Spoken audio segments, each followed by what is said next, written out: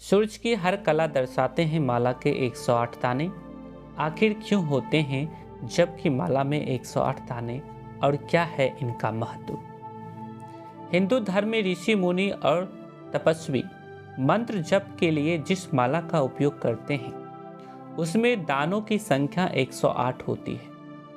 प्राचीन काल के शास्त्रों में 108 संख्या को बहुत महत्वपूर्ण माना गया है। माला में 108 ही दाने क्यों होते हैं?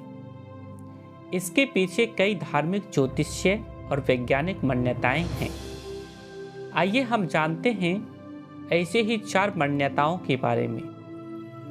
एक मान्यता के अनुसार माला के 108 दाने और सूरज की कलाओं में आपसी संबंध है।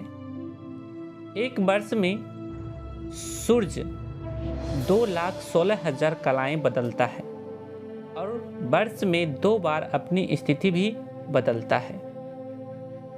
6 माह उत्तरायण रहता है और 6 माह दक्षिणायन।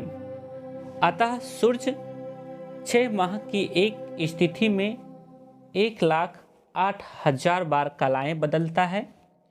इसी संख्या 1,08,000 से अंतिम 3 शून्य हटाकर माला के 108 मोती निर्धारित किए गए हैं। माला का हर दाना सूरज की एक एक कला का प्रतीक है। सूरज ही व्यक्ति को तेजस्वी बनाता है, समाज में मान सम्मान दिलवाता है।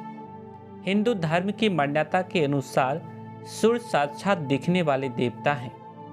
इस वजह से उनकी पूजा अर्चना को विशेष फलदायी माना गया है। यही कारण है कि सूरज की कलाओं के आधार पर माला के दानों की संख्या 108 निर्धारित की गई है।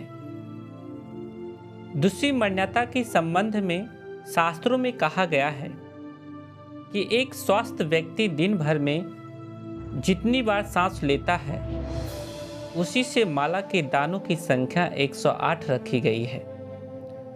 सामान्यतः 24 घंटे में एक व्यक्ति करीब 21,600 बार सांस लेता है। दिन के 24 घंटों में से 12 घंटे दैनिक कार्यों में व्यतीत हो जाते हैं और शेष 12 घंटों में व्यक्ति 10,800 बार सांस लेता है। मान्यता है कि इसी समय में मनुष्य को अपने आराध्य देवों का ध्यान करना चाहिए। यहाँ भी 10,800 में से अंतिम 2 शून्य हटाकर जप के लिए माला के दानों की संख्या 108 निर्धारित की गई है। ज्योतिषाचार्यों की मान्यता है कि ब्रह्मांड को 12 भागों में विभाजित किया गया है। इन 12 भागों के नाम मेष, वृष, मिथुन, कर्क, सिंह, कन्या, तुला, वृश्चिक, धनु, मकर, कुंभ और मीन हैं। इन 12 राशियों में 9 ग्रह सूरज, चंद्र, मंगल, बुध, गुरु, शुक्र, शनि, राहु और केतु विचरण करते हैं। अतः ग्रहों की संख्या 9 का गुना राशियों की संख्या 12 में किया जाए तो संख्या 108 होती है। माला के दानों की संख्या 108 संपूर्ण ब्रह्मांड का प्रतिनिधित्व करती है।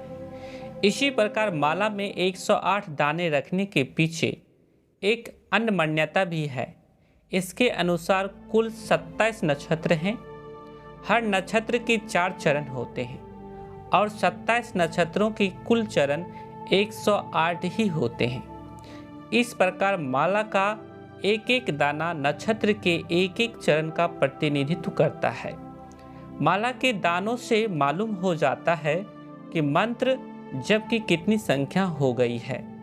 जबकि माला में सबसे ऊपर एक बड़ा दाना होता है जो कि सुमेरु कहलाता है।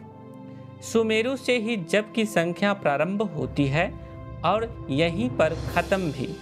जब जप का एक चक्र पूर्ण होकर सुमेरु दाने तक पहुंच जाता है तब माला को पलट लिया जाता है। सुमेरु को लांघना नहीं चाहिए। इसी प्रकार जब भी मंत्र जप पूर्ण करें तो सुमेरु को माथे पर लगाकर नमन करना चाहिए। इससे जप का पूर्ण फल प्राप्त होता है। सभी को मेरा प्रणाम। भाई बहन, ऐसे ही वीडियो के लिए यूट्यूब पे हमारे चैनल को सब्सक्राइब, लाइक एंड शेयर कर दीजिए।